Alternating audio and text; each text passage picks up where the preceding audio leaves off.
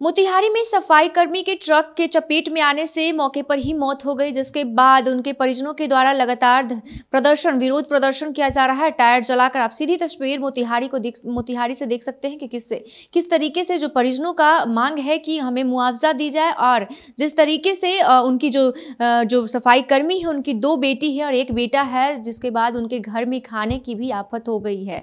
इसके बाद परिजनों का लगातार मांग है कि मुआवजे दी जाए। और ऐसे में आपको बता दें कि सीधी तस्वीर मोतिहारी से निकलकर सामने आई है, जहां सफाई करने के दौरान ही गाड़ी की चपेट में आने से सफाई कर्मी की मौत हो जाती है। ऐसे में आपको बता दें कि घटना से नाराज उसके परिजन ने सड़क पर टायर जलाकर जमकर विरोध कर रहे थे और मुआवजे की मांग कर रहे थे। घटना बंजरिया थाना क्षेत्र की बाजार समिति के पास NS 28 की है। घटना के संबंध में बताया जा रहा है कि नगर निगम के सफाई कर्मी जनपुल निवासी 40 वर्षीय सुखी मलिक अपने साइकिल से जा रहा था। इसी बीच वह ट्रक की चपेट में आ गया, जिससे उसकी घटनास्थल पर ही मौत हो गई। जैसे ही इस बात की जानकारी उसके परिजन और घर मोहल्ले को पड़ा, वैसे ही लोगों में अफरा तफरी का माहौल हो गया। घटनास्थल पर ही जमा होकर सड़क पर टायर जलाकर विरोध करने लगे। जिले के बड़े अधिकारी को घटनास्थल पर आकर मुआवजे का चेक देने की मांग कर रहे थे। मृतक सुखी नगर निगम में सफाई का कार्य अपने परिवार का भरण पोषण करता था। उसे 1 बेटा और 3 बेटी है। उसके मौत हो जाने के बाद उसके घर वाले पर खाने की आफत आ गया है। जैसे ही घटना की सूचना बंजरिया CO रवि वर्मा को लगी, वैसे ही घटनास्थल पर पहुंचकर जाम खुलवाने में जुट गए।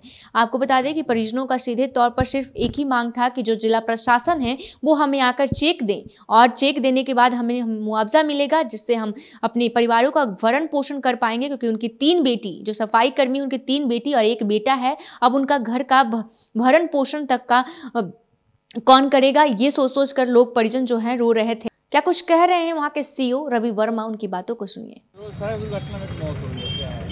यहाँ पे आज सुबह में सड़क दुर्घटना में एक मौत हो गई है। सुखी मलिक नगर निगम के स्टाफ के अनुबंध पर उनकी सड़क दुर्घटना में मौत हो गई है। लोगों ने रोड जाम किया था, लेकिन समझाने बुझाने के बाद लोगों को जाम को हटा दिया गया है, और जो इसमें सहायता, सरकारी सहायता होगी या जो होगी वो दिया जाएगा। फिलहाल पोस्टमार्टम के लिए भेज दिया गया है। सर, रोड की स्थिति बहुत, रोड का शायद टेंडर हो चुका है, रोड जो है सो शायद बनेगा, और इस रोड पर चूँकि ओवरब्रिज शुरू हो गया है, इस रोड पर अब दबाव कम है। अब लगता है कि अब इसको जल्दी से जल्दी इसको बना दिया जाएगा।